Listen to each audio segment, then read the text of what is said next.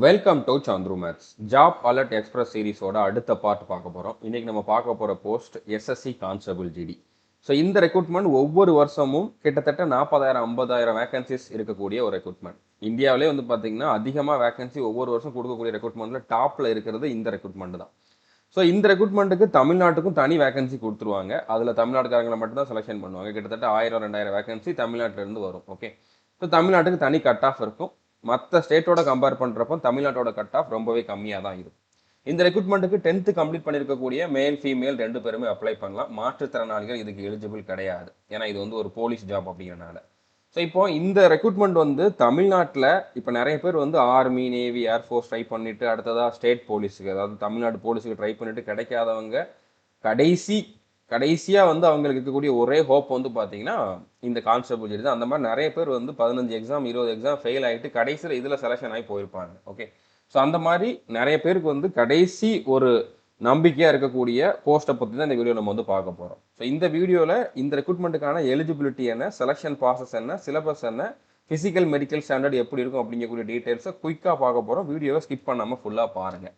So இந்த job alert express சீரீஸில் நான் வந்து ஆல்ரெடி 6 வீடியோ கொடுத்துருக்கேன். இதில் ஒவ்வொரு கவர்மெண்ட் ஜாப்ஸை பற்றியும் குயிக்காக நான் வந்து டிஸ்கஸ் பண்ணியிருப்பேன். எலிஜிபிலிட்டி, செலெக்ஷன் ப்ராசஸ், சிலபஸ், அதுக்கப்புறம் வந்து எக்ஸாம் பேட்டர்ன். இதை பார்த்துட்டு உங்களுக்கு எந்தெந்த போஸ்ட்டு சூட் ஆகும், எதுக்கெல்லாம் நீங்கள் எலிஜிபிளாக இருப்பீங்க, எதெல்லாம் நீங்கள் வந்து ஈஸியாக செலெக்ஷன் ஆக முடியும் அப்படிங்கிறத டிசைட் பண்ணிக்க முடியும்.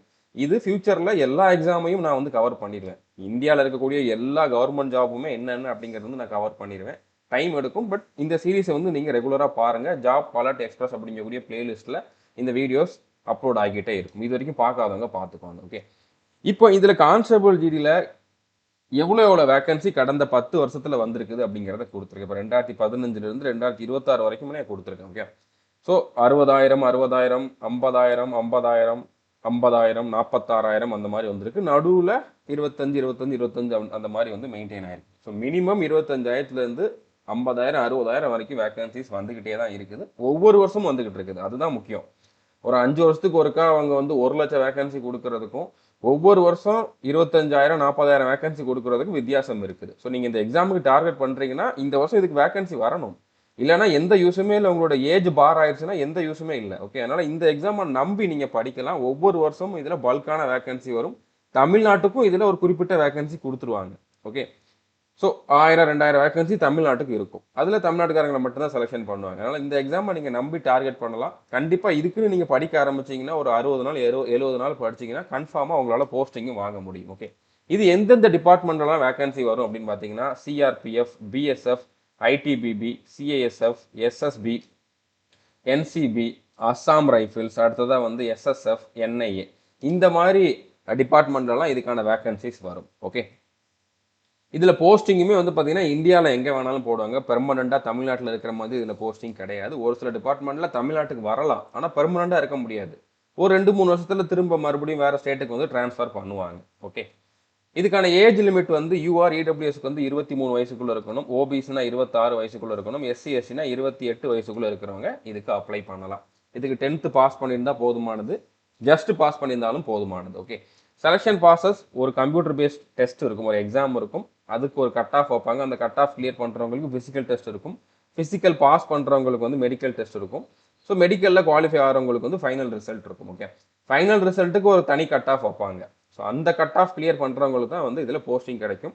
ஃபைனல் கட் ஆஃப் வந்து இந்த கம்ப்யூட்டர் பேஸ்ட் டெஸ்ட்டில் எவ்வளோ மார்க் எடுத்திருந்தீங்களோ அதை பேஸ் பண்ணி இருக்கும். ஓகே, இப்போ எக்ஸாம் எப்படி இருக்கும் அப்படின்னு பார்த்தீங்கன்னா இது வரைக்கும் வந்து இந்த மாதிரி தான் இருந்துகிட்டு இருந்திருக்கு. ஓகே, இந்த வருஷம் இது கொஞ்சம் சேஞ்ச் ஆகிறதுக்கு வாய்ப்பு இருக்குது இனிமேல் வரக்கூடிய ரெக்ரூட்மெண்ட்டில். ஸோ இது வரைக்கும் இருந்ததை நான் ஃபஸ்ட்டு எக்ஸ்பிளைன் பண்ணுறேன். இனிமேல் எப்படி சேஞ்ச் ஆகிறதுக்கு வாய்ப்பு இருக்குது அப்படிங்கிறதையும் சொல்கிறேன். ஓகே, மொத்தமாக 80 கொஷின். அதில் வந்து பார்த்தீங்கன்னா ரீசனிங்கில் 20 கொஷின், ஜிகேல 20 கொஷின், மேத்ஸில் 20 கொஷின், இங்கிலீஷ் இல்லைனா ஹிந்தி, நீங்கள் இங்கிலீஷ் மட்டும் அட்டன் பண்ணிக்கலாம்.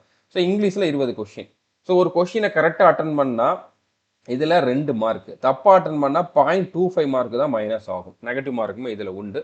இது வரைக்கும் ஒட்டு மொத்தமாக இந்த 80 கொஷினுக்கும் 60 நிமிஷம் 1 மணி நேரம் அப்படிங்கிற மாதிரி டைம் கொடுத்துருக்காங்க. ஸோ 160 மார்க்குக்கு வந்து எக்ஸாம் இருந்துகிட்டு இருக்கு. ஓகே, இது இப்போ எப்படி சேஞ்ச் ஆகிறதுக்கு வாய்ப்பு இருக்குது அப்படின்னா இதில் டைம் மட்டும்தான் வந்து சேஞ்ச் ஆகிறதுக்கு வாய்ப்பு இருக்குது. அதாவது ஒவ்வொரு செக்ஷனாக வந்து பிரிச்சுட்டு இதுக்கு 15 நிமிஷம், இதுக்கு 15 நிமிஷம், இதுக்கு 15 நிமிஷம், இதுக்கு 15 நிமிஷம். அதாவது இது வரைக்கும் நீங்கள் இந்த 60 நிமிஷத்தில் எந்த கொஷின் வேணாலும் எப்போ வேணாலும் அட்டன் பண்ணிக்கலாம்.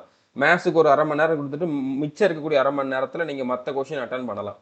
ஆனால் இப்போ அடுத்து வரப்போகிற ரெக்ரூட்மெண்ட் எல்லாம் வந்து இந்த மாதிரி இருக்கிறது தான் வாய்ப்பு இருக்குது. ஏன்னா எஸ்எஸ்சியில் எல்லா எக்ஸாமுக்குமே வந்து அவங்க செக்ஷனல் டைமிங் கொண்டு வந்துட்டாங்க. ஓகே, ஸோ 15 நிமிஷத்துக்குள்ள வந்து நீங்கள் இங்கிலீஷோ ஜிகேவோ அட்டன் பண்ணலாம். ஆனால் ரீசனிங்கோ மேத்ஸோ அட்டன் பண்ணுறதுக்கு டைம் எடுக்கும். ஓகே, ஸோ அதுக்கு ஏற்ற மாதிரி நீங்கள் வந்து ப்ரிப்பேர் ஆகணும். இந்த மாதிரி இந்த சேஞ்ச் வந்து இந்த வருஷம் இருக்கிறதுக்கு வாய்ப்பு இருக்குது. கொஷின் உங்களுக்கு எல்லாமே தமிழில் இருக்கும்.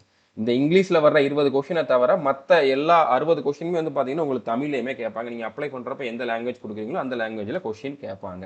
ஓகே, ஸோ தமிழ் மட்டும் கிடையாது, மலையாளம், தெலுங்கு, கன்னடம் அந்த மாதிரி நிறைய லாங்குவேஜஸில் வந்து கொஷின்ஸ் கேட்பாங்க. மல்டிபிள் சாய்ஸ் கொஷின் தான்.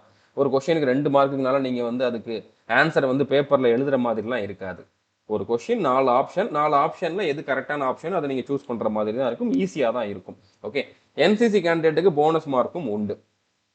இப்போ நீங்கள் வந்து சி சர்டிஃபிகேட் வச்சிருக்கீங்கன்னா 8 மார்க் கொடுப்பாங்க. பி சர்டிஃபிகேட் வச்சிருந்தா 4.8 மார்க் கொடுப்பாங்க. ஏ சர்டிஃபிகேட் வச்சிருந்தா 3.2 மார்க் வந்து உங்களுக்கு போனஸாகவும் கொடுப்பாங்க. ஓகே, அடுத்ததான் வந்து பிசிக்கல் ஸ்டாண்டர்ட் எப்படி இருக்கும் அப்படிங்கிறத பார்க்கலாம். இப்போ மேல் கேண்டிடேட்டுக்கு வந்து 170 சென்டிமீட்டர் ஹைட் இருக்கணும். எஸ்டி கேண்டிடேட்னா 162.5 இருந்தால் போதும்.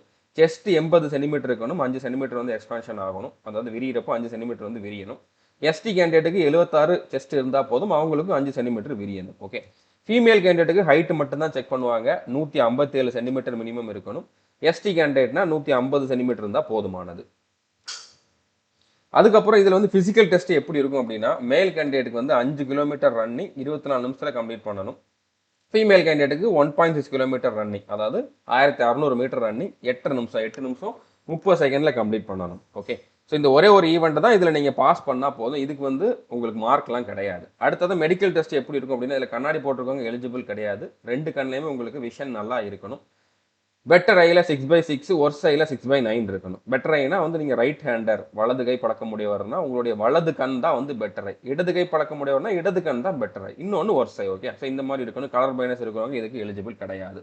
ஓகே, அடுத்தது மெடிக்கல் டெஸ்ட்டும் இதில் வந்து ஸ்ட்ரிக்டாக இருக்கும். வெரிகோஸ் வெயின், ஃபிளாட் ஃபுட்டு, நாக்னி, ஹைட்ரோசில் இந்த மாதிரி வந்து ப்ராப்ளம்லாம் இருக்கிறவங்க, கலர் பைனஸ், கண்ணு, காது, மூக்கு எல்லாமே தெளிவாக செக் பண்ணுவாங்க. பிபி, பிளட் டெஸ்ட் எல்லாமே செக் பண்ணுவாங்க. எல்லாமே நார்மலாக இருக்கணும். ஓகே, 2 நாள் 3 நாள் கூட இதில் வந்து மெடிக்கல் டெஸ்ட் நடக்கும். ஆனால் நீங்கள் எல்லாமே வந்து பெர்ஃபெக்டாக இருக்கீங்க அப்படின்னா ப்ராப்ளம் இல்லை. வேணுக்குன்னா யாரையுமே வந்து ரிஜெக்ட் பண்ண மாட்டாங்க. ஆனால் உங்களுக்கு ப்ராப்ளம் இருக்குதுன்னா கண்டிப்பாக ரிஜெக்ட் பண்ணுவாங்க. ஓகே, அதுக்கப்புறம் உங்களோட ஏஜ் ஹைட்டுக்கு ஏற்ற வெயிட்டும் இருக்கணும்.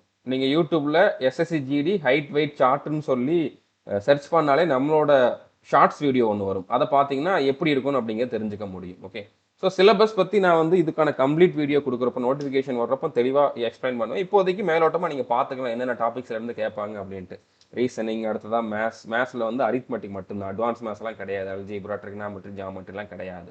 ஓகே, அடுத்து ஜிகேல எல்லா டாப்பிக்குமே உண்டு. History, polity, geography, economics, current affairs, static GK, science எல்லாமே உண்டு. ஓகே, இங்கிலீஷ்லேயுமே வந்து பார்த்தீங்கன்னா உங்களுக்கு கிராமரும் இருக்கும், ரீடிங் போர்ஷனும் இருக்கும், வொக்காப்ஸும் இருக்கும். ஸோ நான் இதுக்கான நோட்டிஃபிகேஷன் வர்ற டைமில் தெளிவாக கம்ப்ளீட் டீட்டெயில் கொடுத்துருவேன், ஸ்ட்ராட்டஜி எல்லாமே கொடுத்துருவேன். அதனால் நம்ம சேனலை நீங்கள் இது வரைக்கும் சப்ஸ்கிரைப் பண்ணாமல் இருந்தீங்கன்னா சப்ஸ்கிரைப் பண்ணிவிட்டு பெல் ஐக்கானை கிளிக் பண்ணி வச்சுக்கோங்க. All the best, thank you.